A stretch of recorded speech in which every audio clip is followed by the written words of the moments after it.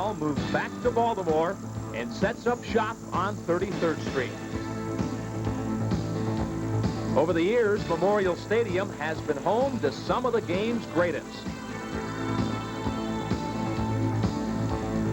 Year after year, game after game, the memories have been many. It's 1991 and the final season at Memorial Stadium. The Orioles hope to go out with a bang, adding a few more magic moments.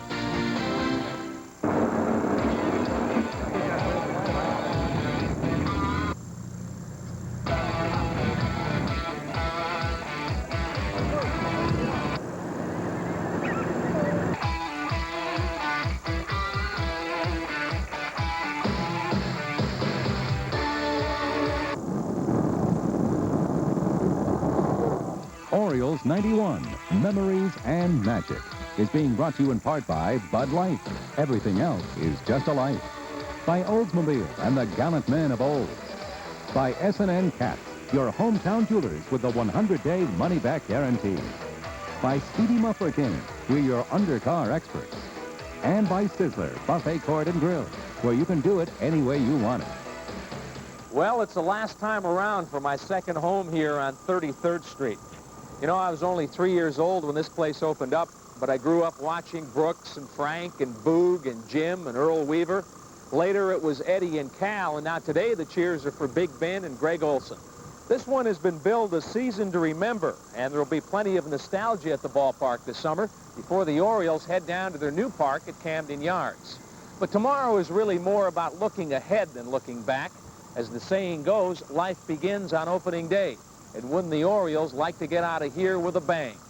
In the next hour, we'll tell you why there's reason to be excited about this Oriole club. We'll review the last 8 weeks of spring training and try to answer the question, can the Orioles make it one more memorable season on 33rd Street?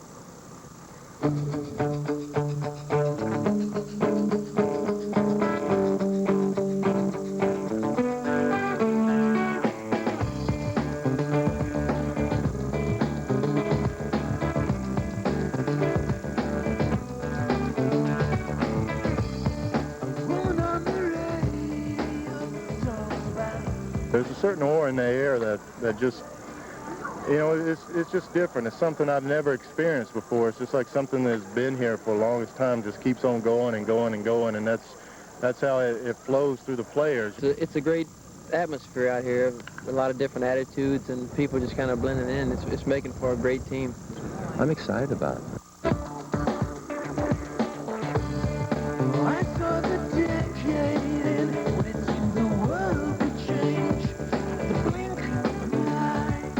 Everybody knows how close we were in '89, and then how far back we fell in '90. This year, I think we can actually hit that 3-run home run when we need it, maybe. So it ought to be exciting. Right here, right now. I'm not one to get overexcited about things, and I'm not one to make grand statements, but I've said on a number of occasions down here that this ball club is capable of winning the American League East. We're on the verge of exploding, on the verge of going out and winning. Right here, right now. There is no other place I want to be. Just strange things happen at Memorial Stadium. As a visiting ball player coming into Baltimore, you always have that so-called Oriole magic that they always had, and it seemed like no matter what the score was come the 7th inning, things seemed just to happen. Ground ball, caught by the third baseman, fires home on a hot, sliding in safely Milligan, and the Orioles win it 5-4. Right here, right now. There is no other place I want to be. Right here, right now. Watching the world wake up.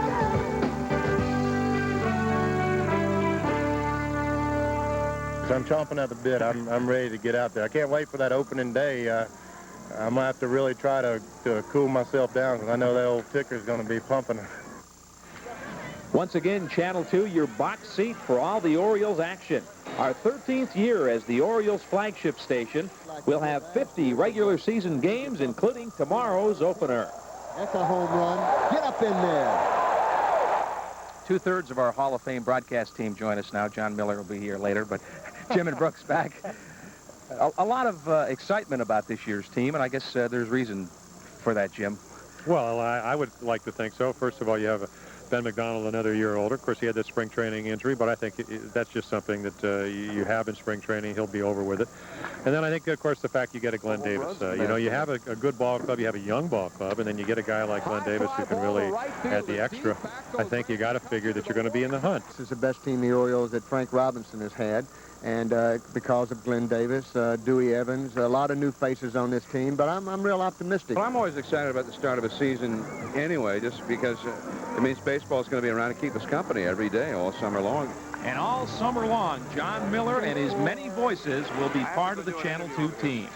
It's not like working with Cosell, where you never know what he's going to say. I got Joe Morgan on ESPN, and I got Jim Palmer and Brooks Robinson, and in a way I sort of try to capitalize on that by saying, you know, I won't work with any former ball players unless they're Hall of Famers. There's nobody better on radio. I've always enjoyed John, and I'm looking forward to working with him because not only are we going to try to do the game as well as we can, we're going to have some fun. For the best ricotta cheese and all beef bologna, look for the farmer in the deli, Farmer John. The bottom line to John and Brooks and I working together this year is we just hope the Orioles have a good year, because if they do, we will. Coming up next, we'll review the spring of '91, but first it's time for more with Miller. Well, you know, doggone it, everybody, and I mean this so very sincerely. I don't know where Brooks is, but wherever he is, ain't the beer cold. Feels 91, memories and magic. You know, when we sit around 10 years from now and try to remember the highlights of this spring, I think two things will stand out. First of all, it was the spring that the Orioles were homeless and spent much of the grapefruit season bouncing around on a bus in Florida. The second thing we'll remember, and maybe the most important, it was the spring that Jim Palmer left Cooperstown and showed up on the mound attempting an Orioles comeback. The Cooperstown comeback would be a first.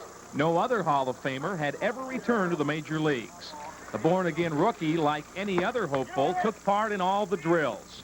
No question he was in shape, and the reflexes were still there. Awesome, baby! He's the hope for all guys my age. March 11th, Palmer's first Grapefruit League outing would be his last. The Red Sox rung him up for 5 hits and 2 runs in 2 innings, but it was his leg, not his arm, that brought down the curtain. They're like Sugar Ray Leonard. You know, Sugar said I had to find out for myself that I couldn't do it again. And he went in and then he got knocked around, and, you know, he said, you know, at least, you know, now I know for myself that I can't do it. The comeback cut short. Jim's still part of the Channel 2 team. Like his buddy Earl Weaver, it's what you learn after you know it all that counts. I saw in Sarasota, when you consider the fact that these guys are getting up at dawn to get on a bus every day because they didn't really have a home field this spring, was a great attitude. And they came to the park. I think they think that they're a contending ball club, and a lot of times that's what you need. Welcome to the North Marriott in Fort Lauderdale, one of many spring homes for the Orioles this year. It's been the kind of spring where each player has needed a bat, a ball, a glove, and most important, a map. Twin Lakes Park near Sarasota, where the Orioles spent most of the spring training periods, a neat place. 4 fields, no waiting, plenty of space for all the training routines. It has that one problem: no stadium to play in when the Grapefruit League season begins. What that does is make every game an away game. Even those listed as home games are 20 minutes or so up the road. For the management, that's a logistical nightmare, and it's a wonder they didn't show up for one of those home games without the balls or something. Not having a home schedule, not having a home field has created some problems. There's concern about how much time the players are spending on the bus this spring, and it's a legitimate concern, but the ones who are really paying the price are Frank and the coaching staff and the trainers. These guys are on the bus every day, wherever the bus goes. Frank has done an excellent job this spring, I think, in kind of dividing up the clubs so that, not one player has had to be on the bus every day. They've been given a day off here, a day off there. On occasion, guys have been given 2 days off in a row. So it's tough on the players, but it's really tougher on the staff. I don't think we can go through this same sort of thing again next year. The players had already been through practice sessions that were longer, much longer than usual, so being part of this itinerant team without a stadium had to be a major drag, and the exhaustion factor was only part of it. The biggest thing is you miss out on working on bunt plays and double steals and rundowns and the little things in the game that are important. We don't have time to do that because you get on the bus early in the morning to go somewhere, and I think that's where it's going to hurt us the most. Makes you wonder, Are the Orioles paying a price for all this moving around? Well, maybe. You look at their performance in the exhibition games for a clue. There was some good pitching and some not so good. There were guys who hit a ton and some who didn't, pretty much like every other spring. But this spring, the Orioles were sloppy, and that's not like every other spring. The Orioles don't usually make a lot of errors. Strong defense has been one of their trademarks until this spring. They slipped in a miscue here, a miscue there, and then a whole comedy of errors that ended up costing them ball games. All of which raises a couple of questions. Was the flood of errors related to all that moving around? And of more immediate concern, will the sloppiness of the spring carry over into the games that count? Bad habits, you know, can be hard to break. Well, time will tell on that, but I bet you this, the Orioles can't make that deal for a permanent spring home with stadium on the premises fast enough for the players. Me either. We've all heard about all the money in baseball today, but with all that money goes a lot of pressure. One injury or a month-long slump in a player's career is history. Well, spring's a little unique in that regard because, yes, the players are down here to get in shape and play baseball, but there's also time for a little more than just runs and hits and errors. Spring training is sunny Florida, palm trees and sandy beaches. Off the field, there's time for a lazy afternoon fishing or perhaps a round of golf. I think that's 2 points. Oh! On the field, there's no telling who or what might show up. Pitchers work on new weapons. Oh, I've got a secret pitch I could tell you, but then I'd have to kill you. And they really get excited when they get to take their hats. Up the middle, a base hit for Dave Johnson. I couldn't hit when I was younger in Little League. They DH'd for me. I played shortstop, and they DH'd for me. GM Roland Heeman doesn't take time off to get a haircut. He gets it done at the ballpark. I can retire now. I can retire now. Players, fans, and even broadcasters, it's just time to have some fun. Is it fun yet? Grizzled. Look at that. We got a beer. Hey, Ricky! They don't want me to be Ricky. Ricky! You're not a kid. I know it's for my son. You're looking for... I have to go do an interview over here. So tell him I'll be right back. Elrod's here. We're ready to go. Take a tree and Elrod and Johnny Oates. Thank you. Perfect! Still more here on Orioles 91, Memories and Magic. But first, more Miller, this time with a Latin twist. Miguel Flanagan un lanzador maravilloso, viene a bola, Ripken saca foul. 2-2. Ripken tiene 27 home runs.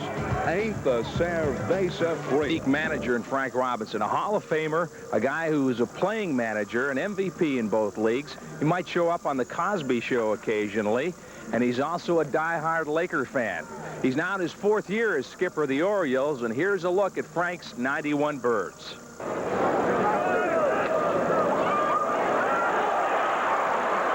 We're doing things now that, we weren't capable of doing last year. We're able to produce runs throughout the lineup, and no one person or two persons. There were people that we rely on to do it all, to carry the load. Hit deep to left field. Out of here. Home run, Bob Melvin. Is this team reverting all back to maybe Earl's philosophy? You play for the 3-run homer? Naturally, we don't have the speed that we had in '89, so it's no sense in trying to steal second, steal third, and scramble for runs as often as we did in '89. But we will still do some things on the bases, and we're not going to just sit back and wait for the 3-run homer, but we do have people here that are capable of giving that 3-run homer much more often than we had in the last couple of years. At first base, the Orioles now have one of the game's premier power hitters. Glenn Davis is a legitimate 30-homer, 100 RBI guy. He's also an intimidating force in the center of their batting order, a force they haven't had since Eddie Murray headed west. We definitely have some tremendous offensive capability this year with Cal and Randy and Dwight, Sam Horn, and others, Worthy. I think we're going to do some damage on the field with our bats. It's a pretty impressive lineup, isn't it? I don't want to pitch to you. Evans in right. Long run. Dwight Evans, did he answer any questions for you this spring about his physical abilities with all the injuries and things? He's answered the question as far as I'm concerned, because he's been out there almost on a regular basis for about a week or so. And, you know, it's just like falling off a horse. You know, once you know how to ride a horse, you get right back up and ride it. And even if he had not played one inning down here in the outfield, I'd have felt very comfortable putting him out the opening day if he was healthy, because he knows how to play the outfield. Milligan, the wind blowing it over. Nice play. Can Randy Milligan play left field? That was a question coming in, and I don't know if he's had enough time out there to really answer it, has he? He answered the question that he can play left field.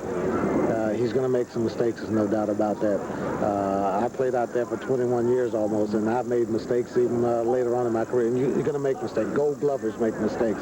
But I told Randy, do not let the mistakes affect him. Learn from the mistakes. He's a very hard worker. He's put in a lot of work down here. There's no doubt in my mind that he's going to be a good outfielder before the year's over. 2-1, one away. Runner at second, and he got a hold of that one to left field. Mullins looking up way back near the wall. Goodbye, home run! Greg Worthington, a 2-run homer. Gomez hammers it to deep left field into the wind, and it's gone. Right, coming into the spring, a lot of people look at third base as a battle between Craig Worthington, Leo Gomez. They've made that kind of tough because both have had good springs. They've met the challenge, and I'm very pleased at the way they have gone about it. Not one of them is sulked around here or saying I'm getting cheated out of this or that, or it's not fair. They're just going about their job, and now it's up to me to make a decision. No competition at short and second. That's territory occupied by the brothers Ripken. Keith Mills has more on the dynamic DP duo. They are friends and teammates, competitors, and perhaps the best double play combination in the league. Hey, the runner is not gone. Ground ball right side. Bill Ripken spins, makes the play at second. Cal Ripken's throw is in time. They are different and determined, intense, proud, skilled, and yes, they are brothers. We're pretty good sounding boards for the other one. If we go out there and we have a little case of the rear, and the other one has to take it and sit there and kind of chime in when he wants to, but basically I think we use each other as sounding boards during the ball game that maybe another second baseman shortstop combination that aren't brothers wouldn't possibly do. Cal Ripken Jr. is 30 years old, a 10-year veteran, an established all-star, a potential Hall of Famer, the quiet leader, the father of one who loves basketball. Billy Ripken is 26 years old, now in his 4th full year, a defensive wizard, an improving hitter who loves pro wrestling. If Cal's quiet, Billy's loud. If Cal's reserved, then Billy's, well, Billy's just Billy. There's always somebody that's kind of like Billy, but for 100% of the day, nobody's like Billy. That's because I'm not all there is why I run around sometimes. And then after I do it and get laughs out of people, I kind of sit there and go, why did I do that? I'm tired already. Now, growing up in Aberdeen as kids, Cal and Billy Ripken didn't spend a whole lot of time playing beach volleyball. In fact, they still don't, even though they train here in Sarasota, not far from the beach. In fact, growing up in Aberdeen, they didn't really spend a whole lot of time together. When Cal went off to Bluefield in 1978 to start his professional career, his brother Billy was in the 9th grade. So the years that he really grew up, I didn't get a chance to see him, you know, in those 9th, 10th, 11th, 12th grade years. So I still picture him in 8th or 7th grade. So, I mean, this is a whole new thing for me to be around Billy, and he still amazes you. I mean, you don't know what he's going to do, and you better keep an eye on him because he might do it to you. 1 ball, no strikes. Right toward the middle, Ripken, and the double play takes him out of the inning. On the field, Cal and Billy take the game to a new level on defense. Around the second base bag, their work is magic. Offensively, Billy has become a force, and he's come a long way since 1987, when he was recalled from Rochester. Billy came along, he was behind my dad and behind me, so he had like double trouble. And people automatically assumed, they weren't even willing to give him the benefit of the doubt that he was a good player. They just assumed that he was there, and he was placed in the Orioles system because of his name. And so he had to work a little bit harder to prove that. I mean, when I came up in '87, I came in with a big splash, and everything went well for me that year, so I didn't have to worry about any of that. Then '88, when things just went boom, straight down, then I was more worried about it a year later after I made the splash. He came to the big leagues for that half a year and hit 300. And people generally thought maybe that's a fluke. You know, he won't do that again. Then he struggled a little bit for the next year. Now all of a sudden he's rebounded back and he's starting to do the things that he's really capable of doing. And he was a very, very solid bat in our lineup the whole year. He had a great year, and he was our most consistent hitter. Like statements from the crowd, you'll never be as good as your brother. For once, they're right. I mean, I'd be kidding myself if I said, okay, yeah, that hurts me. I'm never going to be as good as him. I mean, you look at him and the records that he's got, the years he's played and how well he's played in those years. I'm not going to be as good as him. Let's face it, not too many people are. Their family, their friends, they're their brothers Ripken. Aberdeen, Baltimore, and the Orioles are lucky to have them. Smash back to McDonald, who makes an incredible play in self-defense and gets the double play. How disappointed are you that you don't have Ben McDonald for the second straight year right out of the gate? Some people may not know that I had him penciled in April for 5 starts. So, you know, that's how important he is to this pitching staff, and that's how important he is to us. But he can go out there, Ben McDonald can go out and win a ball game with 1 pitch. And that's his fastball, see if he doesn't have his other pitches. That's how dominating the pitcher he can be. And when you don't have a talent like that, it's certainly going to be missed. You got to be thrilled with Jeff Ballard this spring. Looks like the guy you saw in '89 when he won 18. First time I saw Jeff throw off the mound down here in spring training, I knew he was back because his arm strength was there. His arm, the ball was not popping the glove because Jeff doesn't pop the glove, but you could see the arm strength. You could see the confidence in him. And the control was there. So I knew that Jeff was back. And when Jeff is back, he can win ball games at this level. Your other major concern in the pitching area has to be Greg Olson. You can't win really without that closer out there, and he's had some problems. When he's out there, we have a lead in the 8th or 9th inning. We feel very secure that we're going to have that when the game is over. And it would not being out there, it would be very tough on the ball club. Orioles 2, Oakland 1, 1 out, bottom of the 9th inning. Here comes the hook, and down he goes, right off the table.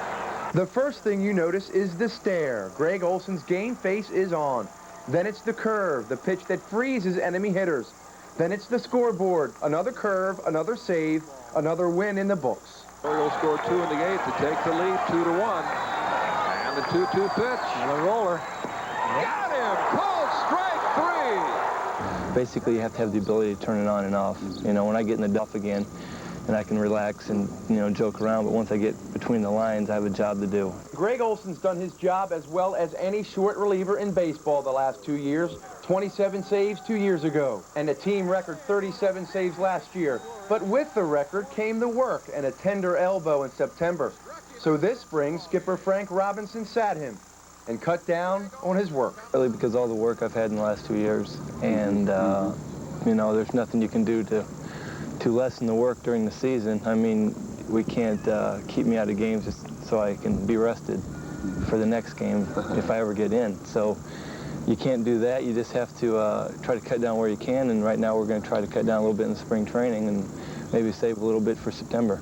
Olson's spring's been quiet. He spent much of his time running, working on his fielding, and occasionally playing one-on-one with Bill Ripken in the outfield.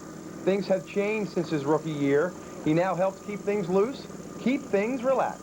When you're a rookie, you don't really know what to say to who, and so if you're conscious, you're always on your guard, and you don't want to say anything to somebody that they might take offense to, or they might take wrong, or you might say something that'll irritate one of the coaches, and you're not really capable of doing that.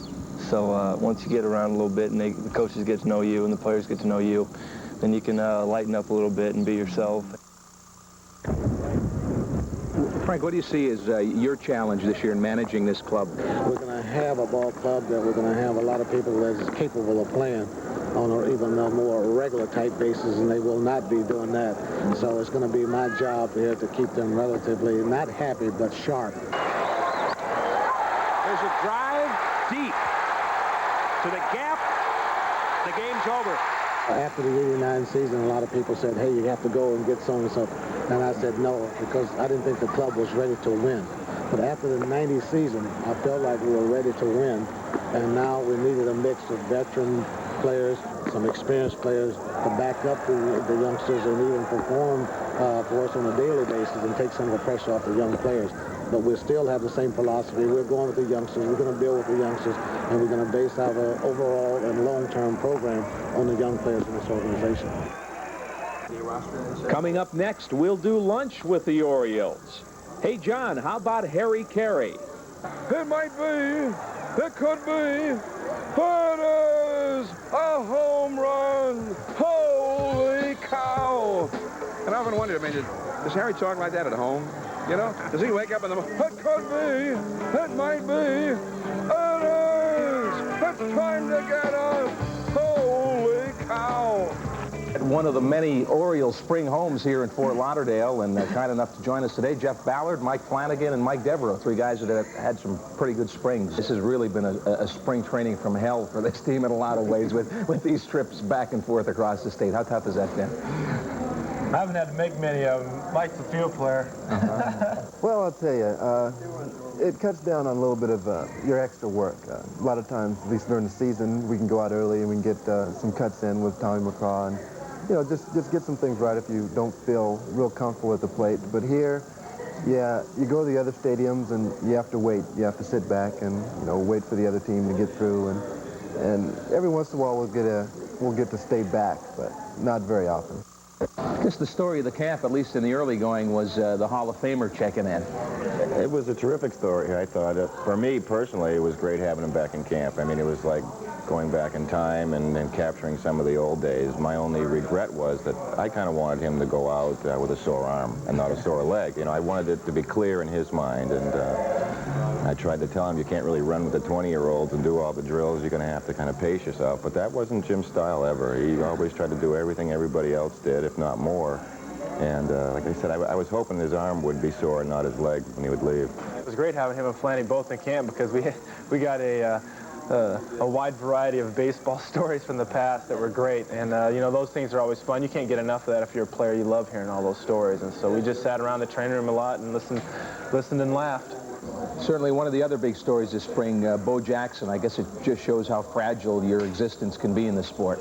You know, the sad thing, you know, everybody says, well, maybe he's all set with money and investments, but that's not, I don't think he's ready to quit as an athlete. And until you're ready to let that go, it's an awful tough thing to see happen to anybody. I feel terrible for him. I mean, you look at some of the boxers that they said their time's up, they always want to come back because they just can't get enough. They don't want to quit. Their mind tells them, hey, this is what I'm doing for a living, this is what I want to keep doing. And when it all comes to an end, it's just, you know, it's just hard to even think of.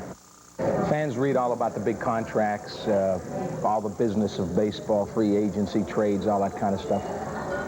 Once you break it down and it's opening day, I guess that's history, right? And it's fun and it's baseball, and that's never going to change. Well, I think it matters on the 1st and 15th, but the rest of the time, you know, I can honestly say never think about money when you're on the field. You know, I think you think about it when you take your paycheck home and see what your family situation is like and all that. Then it becomes important, and I think everybody wants to be paid fairly. And if that's the way the market is, then that's the way the market is. But, you know, on the field, I get the same joy out of the game when things go well as I did as a little leaguer. I mean, it's that same feeling, and I think that's why we all play the game. I love playing. You know, anytime I think about some of the harder points of the game, just the traveling, you're tired a lot and stuff like that, you know, I'm on the field and I get out there, I mean, I just love playing. I love pitching. The worst day pitching is better than any day working, right?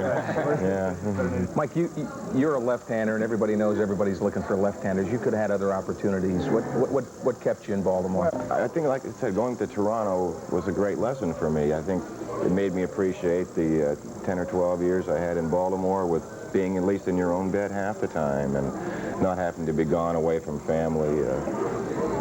When I left for spring training, I wasn't going to see them again until June when school was out, and then they were going to go back again in September. And you start saying, you know, what am I doing this game for? Why am I back to apartment living after, you know, 15 years in the big? It's like it was going backwards for me, and it took a lot of the fun out of it for me. And when the opportunity arose in Baltimore with, you know, I didn't know what was going to happen this spring, and I said, you know, the worst case scenario is I'm back for opening day of trout season, and the best case, I'm at least back in my bed half the time. You guys all must feel that Baltimore's best because all three of you make your home in Baltimore in the off-season. I guess you like where you play. Well, this winter was the first time I'd spent in Baltimore, so I really wasn't used to the cold weather. That's the only thing. And Also, Did you grow up in Wyoming? Yeah, I did. His blood's thin since then. He's in Arizona now, Arizona. It's all relative to where you come from. If you come from New Hampshire, I think Baltimore's like going to Florida for the winter. So we enjoyed that part of it. I used to try to go home every October, November, and if I didn't get outside and fish or do whatever I was going to do the first 2 weeks, well, you had snow on the ground, and I came to Maryland, and I still had roses blooming in December. I said, this is paradise. Not only Orioles, but players all around the league talk about the atmosphere of playing in Memorial Stadium, how the crowd's into the game. What's it like to play there and have that be your home park? Foul balls in the stands, I take note too, and I mean, I don't know. It's just the fans in Baltimore, they seem to go after them more. I mean, I'm talking catching them after letting them drop, and I noticed that, and it's fun, you know. They boo the guys that miss them, and they're deep into the game. They are. Jeff, how about the final year at Memorial Stadium? You haven't been around a long time, but you've had some pretty good memories there in the few years you have been in town. Yeah, you know, there's a lot of atmosphere in that ballpark. I mean, of course, the best year that I remember in Memorial Stadium would be '89 with all the enthusiasm that was going on with the fans down there, and you know, the September pennant race and everything kind of, you know, let us know that we're there in '89, what it was like all those years that they were winning the pennants and going to the World Series, and you know, how great the fans were and everything. But I think that tradition is going to continue on down to new ballpark. Flanny, are you the nostalgic type? Yes, I am.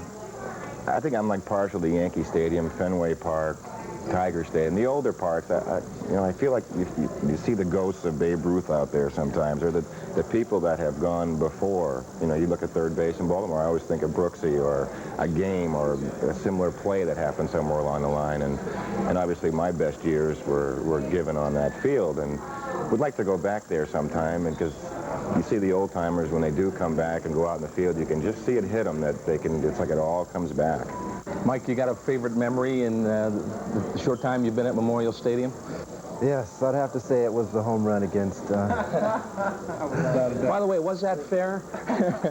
Fair ball, I'll tell you. 10-20 feet. Couldn't have been any further fair. Every opening day is special, but of all the opening days you've been around for, you guys got some special moments you remember? That game is probably as close to a World Series game as you ever play. I think that is the feeling of every game of a World Series, and you get a little bit of a taste of that opening day. That's what it's all about. The one thing that sticks out, I think, is for me, is opening day in '89 when we came back after, you know, the opening of '88 was so bad, and everybody showed up on opening day, just Clemens, like, right? Yeah, Clemens is throwing. They had talk in the newspapers about how Clemens was going to no-hit us on opening day, you know, and everybody, all the fans, was like they were just coming there just wanting to see a win so bad, just so they didn't have to worry about the 0 for start again. We got down, and then Junior came up and hit the big home run to tie the game or put us ahead, and then they came back and tied it, I guess. But I was down the bullpen for that game, and when Junior hit that pitch and the fans started yelling, I mean, it was just the goosebumps that were flying through your body. It was unbelievable. All right, guys, the quote-unquote experts say the Orioles probably third. They like the Red Sox, the Blue Jays, and then the Orioles, I guess. What do you guys think? They predicted us to finish last in '89, and we came as close to first as we could. Where would you have picked that team? Like I said, I don't... After they had lost 107. Well, that really has nothing to do with it. A lot of people ask me, what does it feel like to leave a #1 team to go the team that's finished last? And I mean, there's no team starts out last at the beginning of the season. And, Mike, what do you think?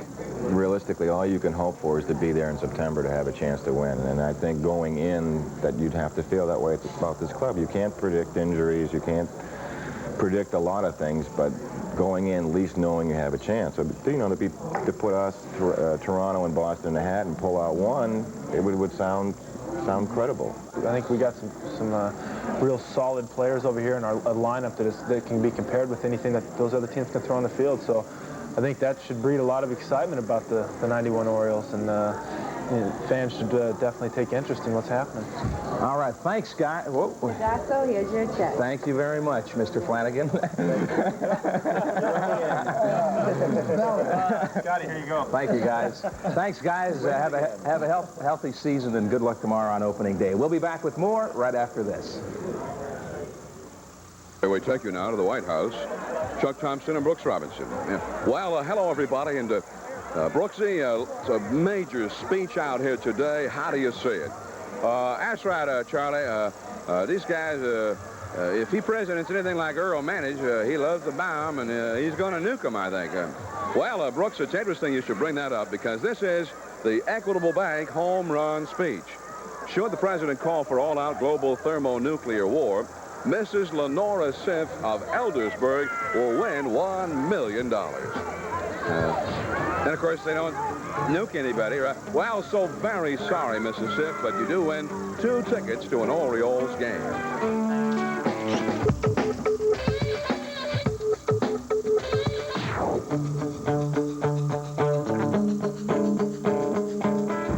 Springtime in Sarasota, the perfect chance to catch some warm Florida rays. It's also the perfect time for some exhibition baseball. Both the Orioles and White Sox trained here in Sarasota this spring, and both brought big bucks to the Sarasota economy. Of course, baseball is big business, is big bucks, and big bucks has changed the complexion of the game. There was a time when a player would sign with a team, and barring a trade or an injury, would remain with that team for really as long as he would contribute. Are those days a thing of the past? Is baseball loyalty a thing of the past? Brooks Robinson, Willie Stargell, Jim Palmer, 3 Hall of Famers, 3 players who wore 1 big league uniform and 1 only. But those days and those kinds of players are gone. In this age of big money, free agency, salary arbitration, contract renegotiations, loyalty from player to team and vice versa is now a thing of the past. Being from the area, I know what it means to be, what it did mean to be an Oriole. I know what it means now to be an Oriole. And so you had a chance to develop that loyalty. Maybe because there's so many trades, so many free agent moves, it's commonplace for guys to jump around to different teams. Maybe they're not so loyal to one team, but their loyalty lies to baseball itself. Cal Ripken Jr. is a throwback to the old days, as loyal as they come now in baseball. He thanks his dad for that, the ultimate Oriole. Even after he was removed as manager back in 1988, Cal Sr. came back. My dad has always maintained the pride in the organization. He gave that pride to me as a kid, watching how he went about his job, how the Orioles went about their jobs. He gave that loyalty to me, and then once I came in and established my own career, you know, it's just all part of it. Cal Jr. will begin his 10th year with the Orioles tomorrow afternoon. In 1982, Dwight Evans was beginning his 10th year with Boston. His rookie year was 1973. You saw Yaz and saw Ted Williams was in camp and players like that, and with the Red Sox, and they were loyal, and that was part of baseball. But no longer. After 18 years as a Red Sox, Dwight Evans, potential Hall of Famer, was released. There's one! It's a no-hitter! Fernando Valenzuela threw a no-hitter last year for the Dodgers, was Rookie of the Year and Cy Young winner in 1981. 2 weeks ago, he was sent packing. And the Cardinals have talked about trading perennial Gold Glove shortstop Ozzie Smith.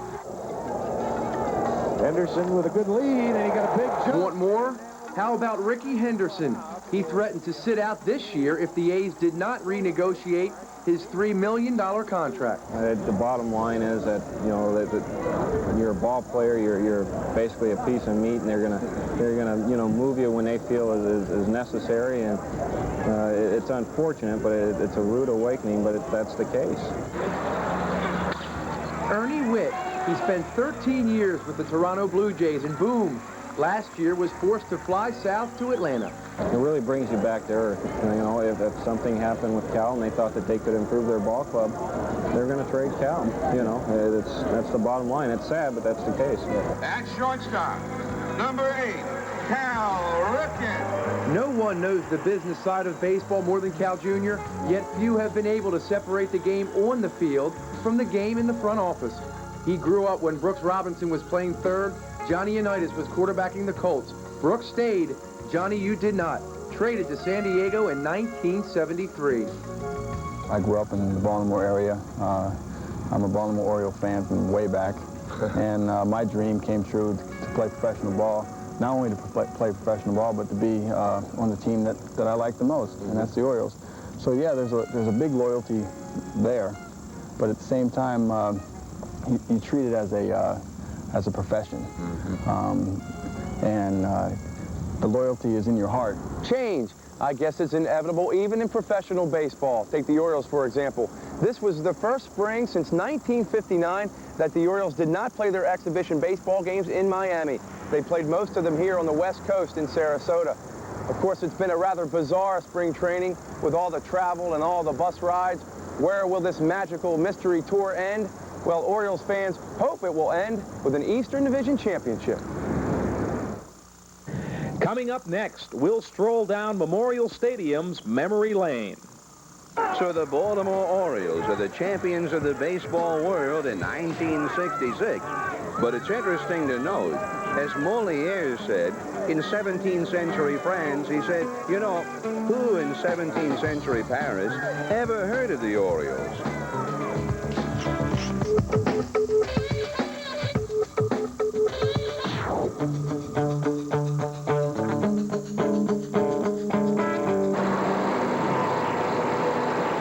Well, they put the finishing touches on Memorial Stadium. Tomorrow begins the final summer for baseball on 33rd Street.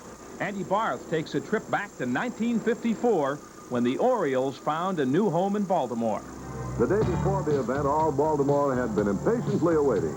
Memorial Stadium was still far from ready, but bunting and flags were hung over the scaffolding, and workmen kept going into the night to get all the seats in place and make the ramps and the aisles safe for the next day's crowd. Memorial Stadium is safe and ready for tomorrow's opener, but all around it are signs its days are dwindling down. It says outside, time will not dim the glory of its past, and it clearly hasn't dimmed memories. I'm starting to feel a little sentimental. It was exciting. Number one, I thought the field was tailored better than any other ballpark I played in. And it's a terrific ballpark. And boom, it's a 1-1 ball game. You gotta realize when that stadium was built, finished in 1954, it was the premier stadium in the country. The stadium was built in stages, almost tentatively, as the city cautiously accepted its return to the major league.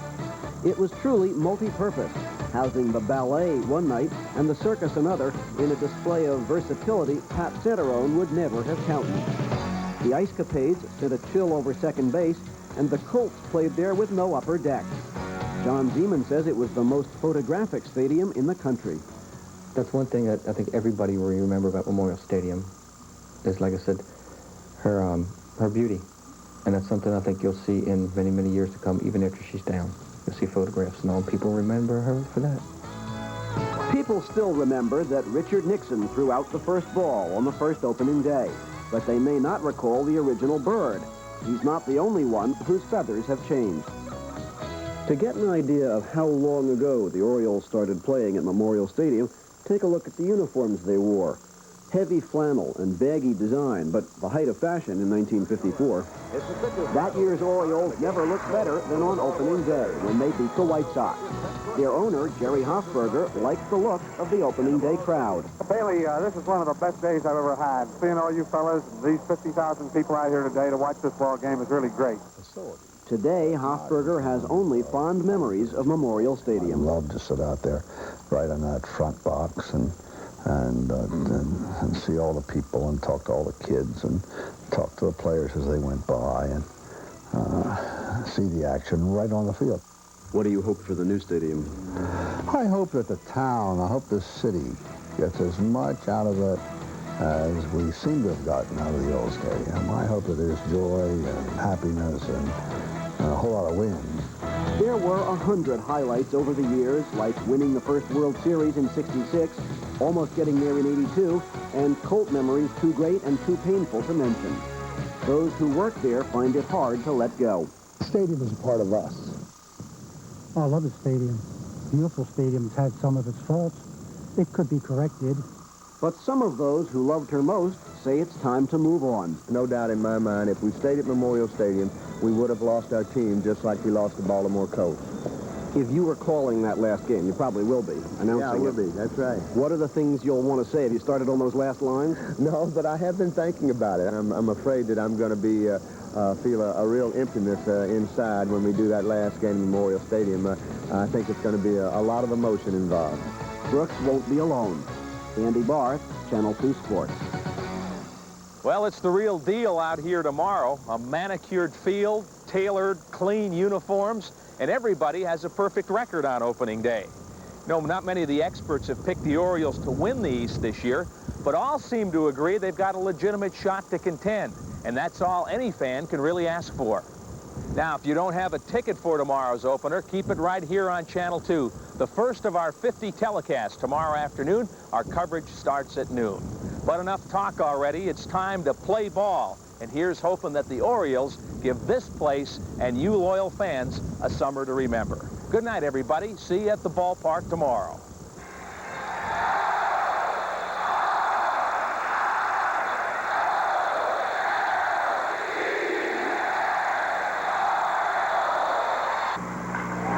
Oh, let's see where it's going to go. You guessed it. Home run, Boog Powell. Hit deep to left. Could be over Greenwell's head. It's gone. Three-run home run, Cal Ripken. The runners at first and second. Lowenstein sends a high fly ball down the left field line. It's a home run for John Lowenstein. And the Orioles have performed another miracle on 33rd Street.